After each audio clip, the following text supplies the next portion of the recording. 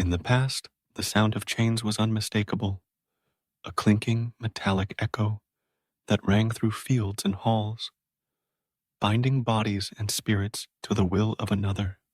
Slavery wore its evil openly then, rusted iron pressed to skin. Today, the links are invisible, but no less real. They are forged with signatures, with contracts, with the silent agreement that this is simply how things work.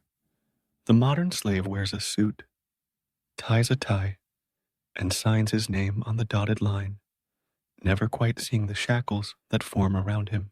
Every morning, millions wake to the shrill alarm of obligation, not freedom. They push through exhaustion to join the daily migration, pouring into cities and offices dressed in concrete and glass. There, under the gaze of fluorescent lights and the hum of computers, they trade their time not for joy, not for meaning, but for survival. All the while, the world tells them they're winning, climbing ladders, chasing dreams, living the good life. But what if the billboards and slogans are lies? A mirage selling you the very bars of your own cage. He walks through his day with invisible chains, each link a credit card, a loan, a promise made to a faceless bank. The weight of a student loan echoes from his back. The fine print of a mortgage clings to his wrist. The shadow of medical bills hovers just behind his eyes. He is a free man, they say. But freedom here is a word printed in bold font on an ad for the very things that keep him in place. From the moment you enter the world, you inherit a debt. There's the hospital bill, your first invoice for existence. Childhood is spent in houses not yet paid for, bedrooms that belong more to the bank than to your family. School is a promise, but the tuition is a trap.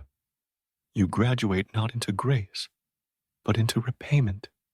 You work not to build, but to pay back what was borrowed so you could begin. And if you're lucky, at the end of it all, you'll die with less debt than you carried through life. For most, the red ink only deepens. The cycle is not accidental. It is engineered, perfected over decades. Your labor is not for your own future, but for the endless, hungry appetite of interest rates, late fees, penalties, numbers that grow even as you shrink.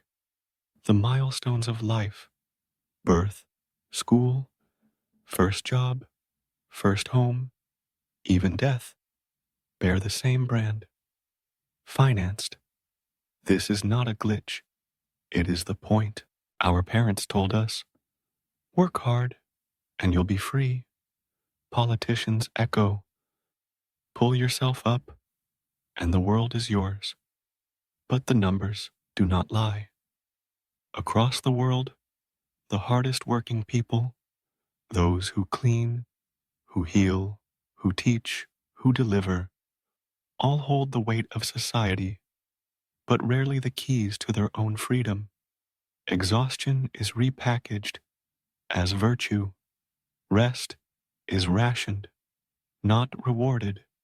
What kind of freedom is this that demands you give everything and keeps you with nothing? The cruelest prisons are those that sell you happiness. You are told that luxury is proof of success. A new car, a bigger house, another gadget. The advertisements are relentless, whispering that fulfillment is just one purchase away. We buy not because we need, but because we are told that to buy is to belong, to matter. Yet, nothing is truly owned. Everything is leased, financed, borrowed against the promise of future labor. The treadmill beneath your feet moves, but you do not. You smile for the camera, shopping bag in hand, but the mirage never resolves into reality. Behind the curtain, There is a boss you never see, not your manager, not the CEO, but the silent creditor, interest, compounding quietly, outpacing your effort. Every payment you make is a tribute to this unseen master. You work not for your family, not for your passion, but to keep the machine running. The shadow behind you grows, made of dollars and deadlines, never satisfied, never grateful. Scroll through your feed, and you'll find success everywhere. Palm trees, perfect kitchens, glowing faces untouched by fatigue. But behind every filtered smile is a balance unpaid, a moment of panic when the bills arrive. The suffering is disguised, dressed in designer clothes and bright colors.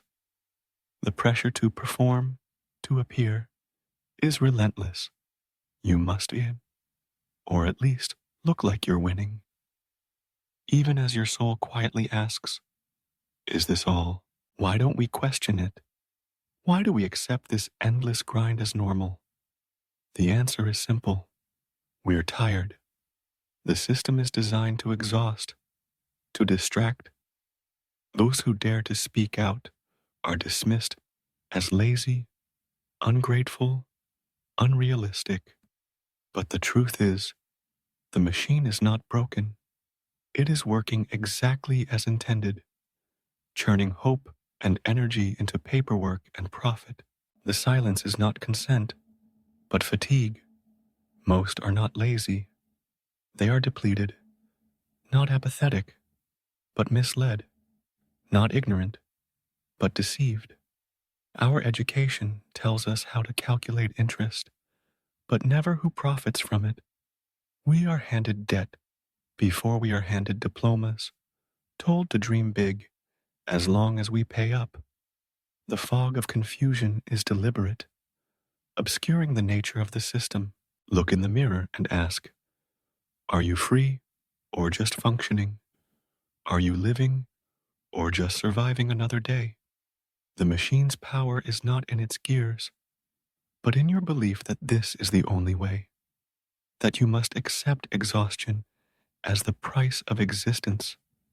But belief can be broken, not through rage, but through awareness.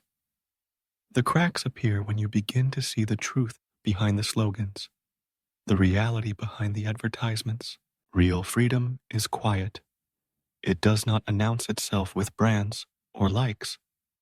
It is found in small acts of defiance against the machine, in choosing rest over more work, in questioning the debt before accepting it, in helping others see the invisible chains. You may not step outside the system today, but you can see it, and seeing is the beginning of change. Picture the man who steps off the treadmill. The machine, deprived of one life's energy, slows for a moment. Others notice the stillness, the possibility that another way exists. One light flickers, then another. The machine cannot run without belief. When enough begin to question, to see, the system must respond. The new chains are not made of iron, but of ideas. They are harder to see, but not impossible to break. It begins with awareness, with the courage to ask hard questions and to imagine different answers. What if success was not measured in possessions, but in peace? What if freedom was not the absence of debt, but the presence of dignity and rest? If you feel trapped, you are not alone. The exhaustion, the anxiety, the quiet despair, these are not personal failures, but symptoms of a system that profits from your confusion. The first step to reclaiming your life is to recognize the cage, to see the bars for what they are. Only then can you begin to find the cracks, places where light gets in. This is not a call to drop everything and run. The system is vast and its roots deep, but it is a call to see, to question, to resist in small ways, to refuse to measure your worth by your output, to care for those who society calls failures, but who are, in truth, its backbone, to build communities of support where stories are shared and the silence is broken. Remember, the machine is hungry, but it is also fragile. Its power is not in its size, but in your belief that it is unchangeable. History is filled with moments when ordinary people, seeing the truth, began to pull away. Each act of awareness, each refusal to accept the lie, is a blow against the chains. You may still need to work, to pay bills, to live within the system, but you can do so with your eyes open, with your dignity intact. You can teach your children to question, to value themselves, not for what they produce, but for who they are. You can support those who are struggling, and in doing so, weaken the machine's hold. Freedom is not a product. It cannot be bought or financed. It is built, moment by moment, in the choices you make. To rest when you are tired, even if the world calls you lazy. To say no to another loan, another obligation, if it costs your peace. To find joy not in things, but in moments, in laughter, in kindness, in solidarity. Look around you. The chains are everywhere, but so are the cracks.